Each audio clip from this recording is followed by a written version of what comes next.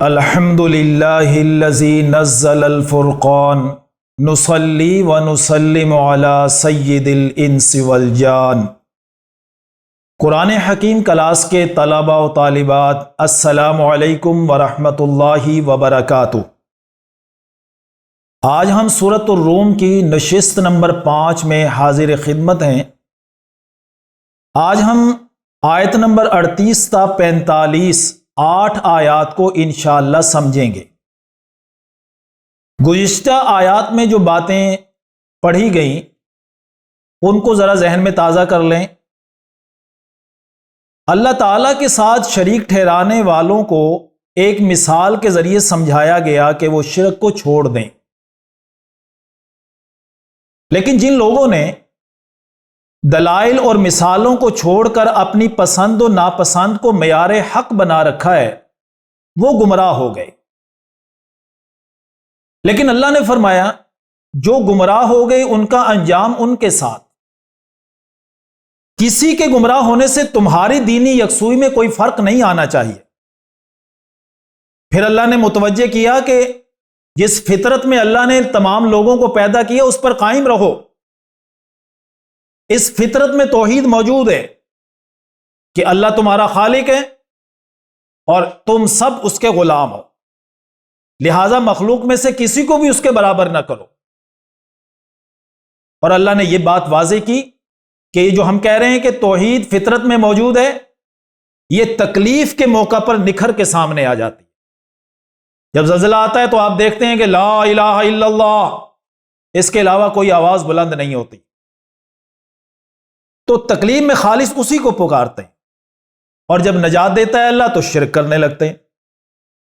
ایسے لوگوں کا رب کے ساتھ تعلق انتہائی کمزور ہوتا ہے، خوشحالی میں اتراتے ہیں اور بدحالی میں مایوس ہونے لگتے ہیں، جبکہ مومن کی کیفیت اس کے متضاد ہوتی ہے کہ وہ خوشحالی میں شکر کرتا ہے اور بدحالی میں صبر کرتا ہے۔ تو خوشحالی میں اترانا اور بدحالی میں مایوس ہونا یہ کب ہوتا ہے؟ جب انسان کا نظریہ پختہ نہ ہو اس بات پر کہ رزق کو کشادہ بھی اللہ کرتا ہے اور تنگ بھی اللہ کرتا ہے۔ اس میں اللہ آزمائش کرتے ہیں، جن کو زیادہ دیتے ہیں ان کی آزمائش ہوتی ہے، جن کو تنگ دیتے ہیں ان کی بھی آزمائش ہوتی ہے۔ تو اب یہ جو اگلی آیت نشست نمبر 5 کی جو پہلی آیت ہم پڑھ رہے ہیں، اس میں اللہ ان کو حکم دے رہے ہیں جو خوشحال ہیں، جن کے پاس اللہ نے مال کی فراوانی کر رکھی ہے۔ ان کو کیا کرنا چاہیے؟ جہاں وہ شکر کریں وہیں پر وہاں پر خرچ بھی کریں جہاں اللہ نے خرچ کرنے کا حکم دیا ہے۔ تو دیکھیے اللہ جو حکم دے رہے ہیں، فَآتِ ذَا الْقُرْبَى حَقَّهُ، تو قرابت داروں کو ان کا حق ادا کرو۔ قرابت داروں کے جو اللہ نے حقوق مقرر کیے ہیں، مالی حقوق، ان کو بھی ادا کرنا چاہیے۔ جہاں آپ صلہ رحمی کریں، حسن سلوک کریں، وہاں پر آپ محتاج رشتہ داروں کی ضروریات کا بھی خیال رکھیں، ان میں خرچ کریں۔ والمسکین وابن السبیل، اور مسکینوں اور مسافروں کو بھی دیں۔ یعنی اگر قریبی رشتہ داروں میں محتاجوں کو آپ دے رہے ہیں، ان کی ضروریات پہ خرچ کر رہے ہیں، اس کے باوجود بھی مال کی فراوانی ہے، تو آپ اس دینے کے دائرے کو ذرا وسیع کر لیں۔ آپ دیگر محتاجوں کو بھی دیں، دیگر مساکین کو بھی دیں، مسافروں میں بھی خرچ کریں، تو اس کو وسیع کرتے چلے جائیں۔ ذالک خیر، اللہ فرماتے ہیں یہ خرچ کرنا بہتر ہے۔ للذین یریدون وجہ اللہ، ان لوگوں کے لیے بہتر ہے جو اللہ کی خوشنودی حاصل کرنا چاہتے ہیں۔ جو اللہ کی خوشنودی حاصل نہیں کرنا چاہتے، خرچ تو وہ بھی کرتے ہیں لیکن ان کے مقاصد کچھ اور ہوتے ہیں، وہ اللہ کی رضا حاصل نہیں کرنا چاہتے۔ کہیں ریاکاری مقصود ہوتی ہے، دکھاوا مقصود ہوتا ہے، کہیں لوگوں سے کچھ حاصل کرنا مقصود ہوتا ہے، لیکن جو خالص اللہ کی خوشنودی حاصل کرنے کے لیے خرچ کرتے ہیں وہ ہیں اولئک ھم المفلحون، وہی فلاح پانے والے۔ وما آتیتم من ربا لیربو، اور جو کچھ تم دیتے ہو سود پر اس لیے کہ وہ بڑھ جائے، فی اموال الناس، لوگوں کے مالوں میں شامل ہو کر، فلا یربو عند اللہ، تو وہ اللہ کے نزدیک نہیں بڑھتا۔ یعنی انسان جو یہ سود کا معاملہ کرتا ہے، اس میں بظاہر مال بڑا ہوا نظر بھی آئے، لیکن اللہ کے ہاں وہ نہیں بڑھتا، یعنی اس میں برکت نہیں ہوتی، آرام و سکون نصیب نہیں ہوتا، آخرت میں وہ کوئی کام نہیں آتا۔ تو سود کی حرمت نازل ہوئی 4 مراحل میں نازل ہوئی ہے۔ ان 4 مراحل میں سے یہ پہلا مرحلہ ہے جو یہ آیت ہم پڑھ رہے ہیں، سورہ روم کی آیت نمبر غالباً 39 ہے یہ۔ تو یہ پہلا مرحلہ ہے سود کی حرمت کا، جس میں اخلاقی نصیحت کر دی کہ سودی معاملے میں جو بظاہر اور وقتی طور پر تمہیں اضافہ نظر آتا ہے، اللہ کے ہاں نہیں بڑھتا، اس میں اضافہ نہیں ہوتا، کوئی برکت نہیں ہوتی، کوئی سکون نہیں ہوتا، اور یہ آخرت میں کوئی کام نہیں آتا۔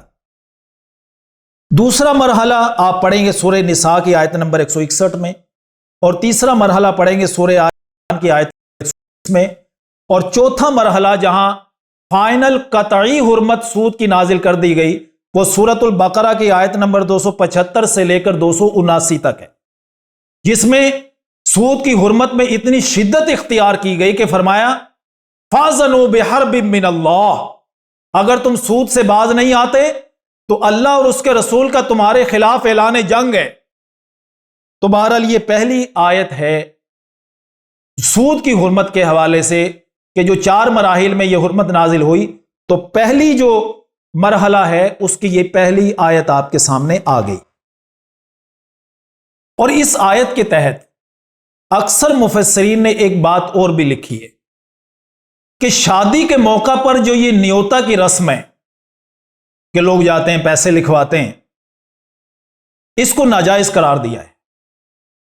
اس سوچ کے ساتھ، اس نیت کے ساتھ پیسے دینا کہ میں یہ لکھوا رہا ہوں، یہ کل کو میری شادی میں آئے گا تو اس سے زیادہ دے گا، تو اس نیت کے ساتھ شادی میں جانا اور وہاں پیسے لکھوانا کہ یہ پھر مجھے اس سے زیادہ دے گا، یہ اس آیت کے تحت اکثر مفسرین نے اس رسم کو حرام اور ناجائز قرار دیا۔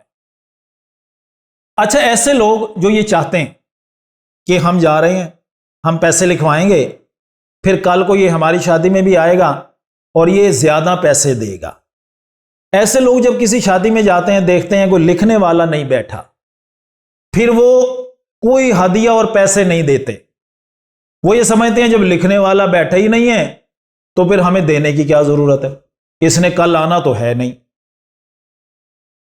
حالانکہ جو شخص کاپی دے کر بٹھاتا نہیں ہے لیکن ویسے ہدیہ قبول کر لیتا ہے، کوئی پیسے دیتا ہے لفافے میں وہ قبول کر لیتا ہے، اس سوچ کے ساتھ کہ یہ مجھے ہدیہ دے رہا ہے، اور دینے والا بھی اس سوچ کے ساتھ دیتا ہے کہ میں اس کو دے رہا ہوں پھر میں کوئی دوبارہ لینے کا مطالبہ نہیں کر رہا ہوں، اور اس سوچ کے ساتھ نہیں دیتا کہ یہ مجھے واپس زیادہ دے گا، تو ایسا ہدیہ لینے میں کوئی قباحت نہیں ہوتی۔ قباحت تب ہوگی جب آپ یہ سوچ کے دیں گے کہ مجھے زیادہ ملے گا، اور آپ یہ سوچ کے لیں گے کہ کل کو مجھے یہ زیادہ دینا ہوگا، تو پھر یہ سوچ جو ہے یہ ناجائز ہے۔ آگے فرمایا وَمَا آتَيْتُم مِّن زَكَاةٍ تُرِيدُونَ وَجْهَ اللَّهِ، اور جو تم زکوٰۃ دیتے ہو اللہ کی رضا حاصل کرنے کے لیے، فَأُولَٰئِكَ هُمُ الْمُضْعِفُونَ، تو یہی لوگ ہیں اللہ کے ہاں مال بڑھانے والے، یعنی ایسے مالوں میں برکت بھی ہوگی، زندگی میں سکون اور راحت برقرار بھی رہے گا، اور آخرت کے لحاظ سے باعث اجر و ثواب بھی ہوگا۔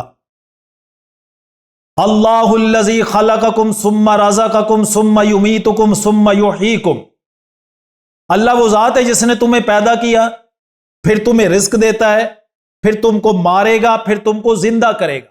تو 4 باتیں ذکر کی، چاروں مراحل میں انسان اللہ کا محتاج ہے۔ حل من شرکائکم من یفعل من ذالکم من شیء، اللہ پوچھ رہے ہیں کیا تمہارے شریکوں میں سے بھی کوئی ان میں سے کوئی کام کرتا ہے؟ اس نے پیدا کیا ہو، وہ تمہیں رزق دیتا ہو، وہ تمہیں مارتا ہو، وہ تمہیں دوبارہ زندہ کرتا ہو، تو کوئی ان میں سے کوئی ایک کام بھی کرتا ہے؟ نہیں نہ کرتا۔ تو اللہ خود جواب دے رہے ہیں سبحانہ، وہ پاک ہے، وتعالی عما یشرکون، اور بلند و بالا ہے اس سے جو وہ شریک ٹھہراتے ہیں۔ تو لہٰذا انسان کو چاہیے اس کے ساتھ کسی کو شریک نہ کرے، اسی پر ایمان لائے، جو ہدایات اس نے نازل کی اس پر عمل پیرا ہو جائے۔ اگر عمل پیرا نہیں ہوگا تو زمین میں فساد پھیلے گا۔ اس لیے اللہ آگے فرما رہے ہیں ظاہر الفساد فی البر والبحر بما کسبت ایدی الناس، بحر و بر میں فساد پھیلا ہے لوگوں کے ہاتھوں کی کمائی کی وجہ سے۔ بحر و بر سے مراد پوری دنیا ہے۔ یہ پوری دنیا میں جو فساد پھیلا ہے یہ انسانوں کے کرتوتوں اور برے اعمال کی وجہ سے پھیلا ہے۔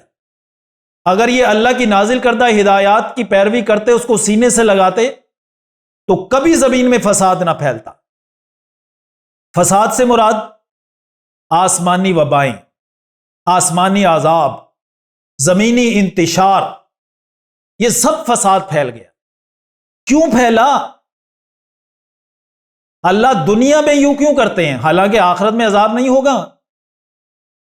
جنت اور جہنم تو بنائی ہے نا، مرنے کے بعد برزخ کا عذاب بھی ہے، پھر جہنم کا عذاب بھی ہے، تو دنیا میں اللہ اس طرح کی چیزیں کیوں چکھاتے ہیں؟ فرمایا وہ بھی سن لو کہ ہم یہ فیصلہ کیوں کرتے ہیں، لِيُذِيقَهُمْ بَعْضَ الَّذِي عَمِلُوا لَعَلَّهُمْ يَرْجِعُونَ، تاکہ وہ ان کو مزہ چکھائے ان کے بعض اعمال کا اور تاکہ وہ لوٹ آئیں۔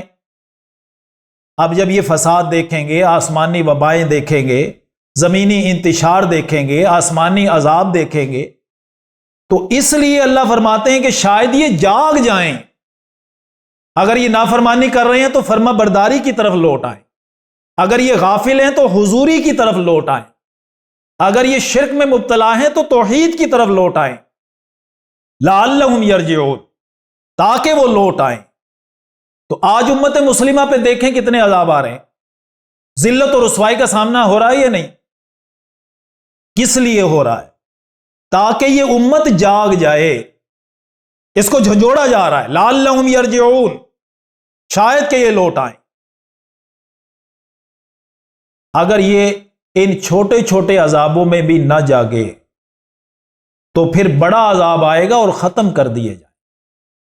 اگر نہیں یقین آتا تو اللہ فرماتے ہیں قُلْ سِیرُوا فِی الْأَرْضِ، پھرو زمین میں، سفر کرو، فَانْظُرُوا کَیْفَ کَانَ عَاقِبَةُ الَّذِینَ مِن قَبْلُ، دیکھو ان سے پہلے لوگوں کا انجام کیا ہوا، قوم عاد، قوم سمود، قوم لوط، قوم سبا، کان اکثرہم مشرکین، ان کی اکثریت مشرک تھے، یعنی ان میں معاشرتی برائیاں بھی تھیں، اپنے اپنے قوم کی اپنی اپنی معاشرتی برائیاں تھیں، لیکن ان سب کا جو بنیادی جرم تھا، بڑا جرم تھا، وہ شرک تھے، شرک کرتے تھے۔ تو اللہ نے فرمایا کوئی کچھ بھی کرے، فَأَقِمْ وَجْهَكَ لِلدِّينِ الْقَيِّمِ، آپ اپنا رخ مضبوط دین کی طرف قائم رکھو، من قبل ان یأتی یوم لا مرد لہ من اللہ، اس سے پہلے کہ وہ دن آ جائے جسے اللہ کی طرف سے کوئی ٹالنے والا نہیں ہوگا، یومئذ یصدعون، جس دن وہ الگ الگ ہو جائیں گے، سپریشن ہوگی، امتیاز ہوگا، وامتازوا اليوم ایھا المجرمون، سورہ یاسین، اس میں اللہ فرماتے ہیں کہ ہم کہیں گے کہ آج مجرم الگ الگ ہو جائیں۔ تو الگ الگ کس بنیاد پہ ہوں گے؟ اس کی تقسیم کی تفصیل اللہ اگلی 2 آیات میں ذکر کر رہے ہیں۔ من کفر فعلیہ کفر، جس نے دنیا میں کفر کیا ہوگا تو اس کے کفر کا وبال اس پہ پڑے گا، ایک تقسیم یہ ہو گئی۔ ومن عمل صالحا فلانفسہم یمہدون، اور جس نے عمل صالح کیے ہوں گے تو وہ اپنے لیے راستہ ہموار کر رہے ہیں۔ کس کا راستہ؟ جس راستے کی منزل جنت ہے، وہ راستہ ہموار کر رہے ہیں، تو یہ دوسرے الگ ہو جائیں گے۔ نتیجہ کیا ہوگا؟ لِيَجْزِيَ الَّذِينَ آمَنُوا وَعَمِلُوا الصَّالِحَاتِ مِن فَضْلِ، نتیجہ یہ ہوگا کہ ایسے لوگوں کو وہ اللہ جزا دے گا جو ایمان لائے اور عمل صالح کیے اپنے فضل سے۔ معلوم ہوا انسان جنت میں تو جائے گا اپنے فضل سے، اللہ کے فضل سے، اس کی رحمت سے، لیکن فضل اور رحمت اللہ کی کس پہ آئے گی؟ جو ایمان اور عمل صالح کی زندگی گزارے گا۔ انہ لا یحب الکافرین، بے شک وہ کافروں سے محبت نہیں کرتا، لہٰذا کافروں کے بارے میں بتانے کی ضرورت نہیں ہے کہ اللہ ان کو کہاں داخل کرے گا۔ جب اللہ محبت ہی نہیں کرتا تو کیا اللہ ان کو جنت میں داخل کرے گا؟ تو یہ تھی آخری آیت اس نشست کی، آیت نمبر 45۔ اللہ ہمیں دین فطرت، دین توحید، دین اسلام پر قائم رہنے کی توفیق عطا فرمائے۔ اجازت دیجیے، اگلی نشست میں پھر حاضر ہوں گے۔ السلام علیکم ورحمۃ اللہ وبرکاتہ۔